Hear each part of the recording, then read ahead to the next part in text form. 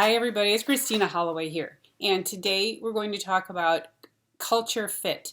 And the question is, does your leadership style fit the culture for the company where you work? You may feel that you've gotten into a company and you're doing well, but something feels off. And any progress that you're trying to make runs into resistance.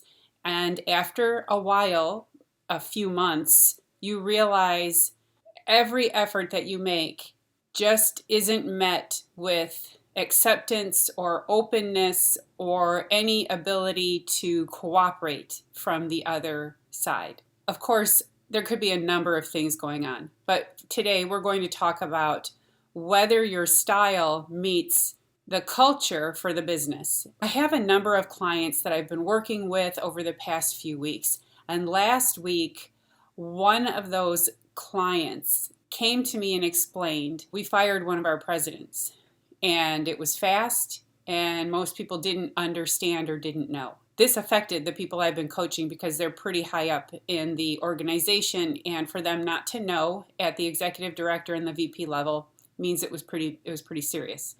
So in asking further, they explained he was a polarizing person. He had only been there 6 months, and he alienated key stakeholders. He had his own way of working. He came from outside the company, and he wanted to change things. He positioned himself as a change maker, as a person who was going to completely transform the business and take it in a new direction. Okay? 6 months in, he got nowhere. He was not making any friends.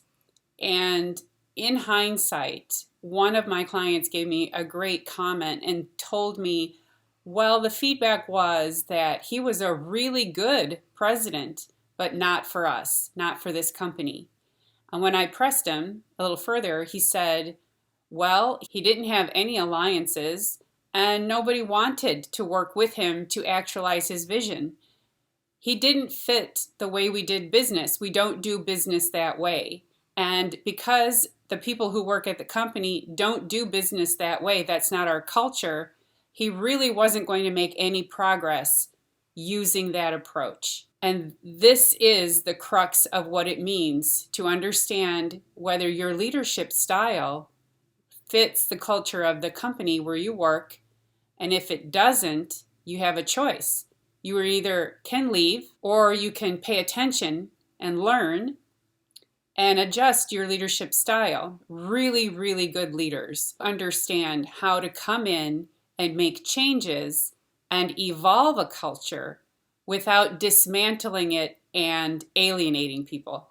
Okay? So this approach that this president used wasn't going to work. And it didn't take long for him to be out. They knew right away that his methods weren't going to work. He was making people uncomfortable, and they acted quickly to have him removed, and now they're going to seek out a new president for that space. The difference is their method of leadership and their assumptions and approach to what it takes to get things done can conflict with the people who are working there, and those people have a different way of getting things done. This is about culture.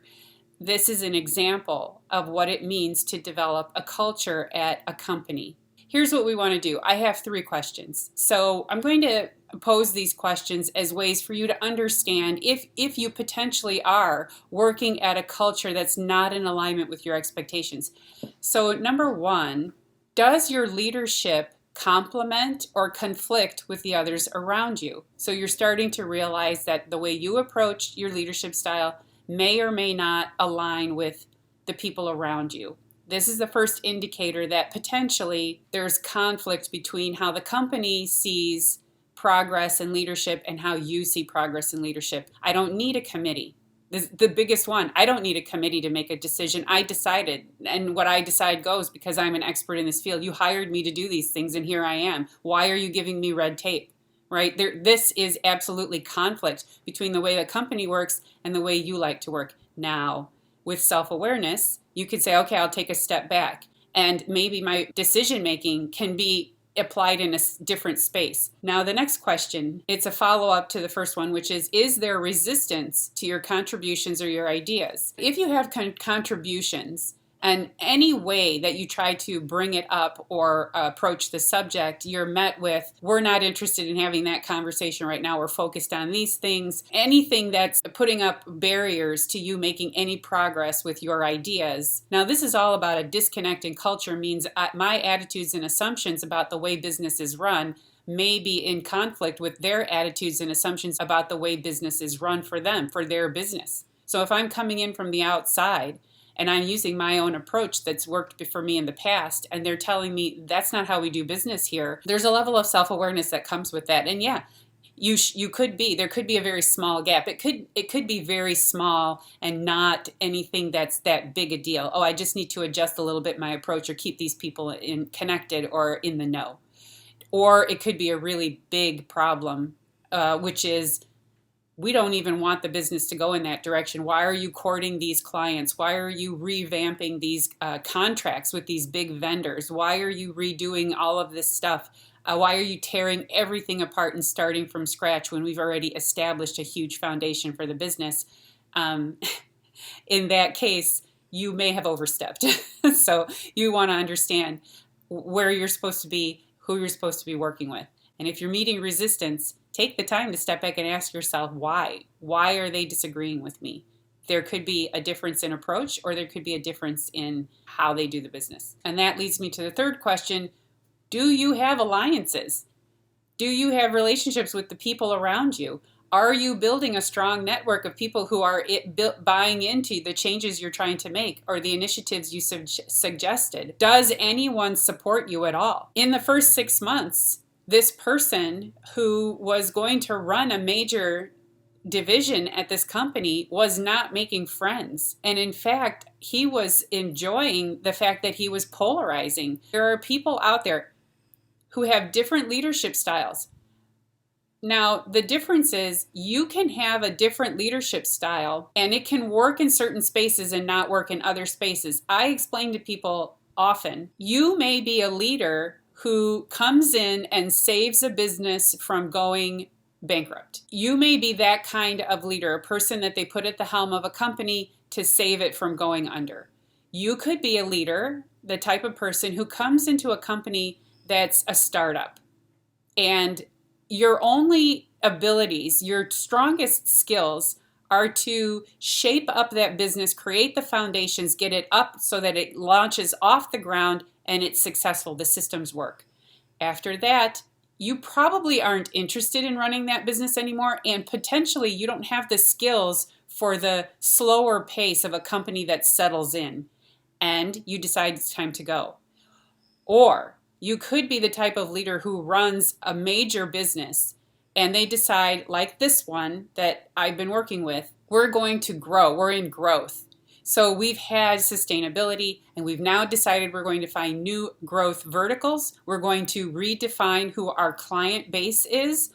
We're going to go through a full transformation of our company because times are changing and the offerings that we have historically created are no longer bringing in the type of revenue it did before. The world is changing and we want to stay up with it. So you bring in a leader who's good with innovation. So these are the types of situations where you could be a very specific type of leader who creates a very specific type of solution and path forward. And once you're finished, you roll off the company. These types of people tend to fit temporarily and then they go. Now, if you've come in and you think to yourself, I'm the person who's going to take this company into new transformation, and they're really not there yet, then there's a disconnect. The culture is going to start pushing back and saying, we're not in this space. Why are you here now? And so it's important that if you have a leadership style and if you come in, that you understand exactly why you're there, why they hired you, and where you're supposed to lean into those strengths, so that you can take the business exactly where it's supposed to go and exactly why they hired you. But using techniques that are not generally accepted at the business is not going to make you friends. And this person in particular that I was talking about had no alliances. He had, especially since he alienated the stakeholders, the people that were probably most important to being friends with him and to understanding his point of view and to advocating for him, especially if he got in trouble, he kicked him to the curb and he was like, I don't need you as friends. And sure enough, that backfired on him. The bigger lesson here is understand what the culture is where you're working and work to make sure that you have assimilation, that you fit the culture. And from inside the fit, you can start exercising your leadership skills, leaning into your strengths, and then making changes as you learn the flexibility or the pliability of the culture. Where does it allow for certain areas? Where do you pull back in other areas until you get your legs under you? But understanding where you fit usually is the first step in getting hired, and then knowing, do I belong here? Am I going to thrive here? And is this a good move for my career? Parting ways, though, isn't a horrible thing. You're just acknowledging this isn't my space. This isn't where I belong. So, all right. So those were the 3 questions. This is a situation on how to make sure that your leadership style fits the culture of the company where you work. And I hope you enjoyed this video. Thanks for watching, and I'll see you in the next one. Bye.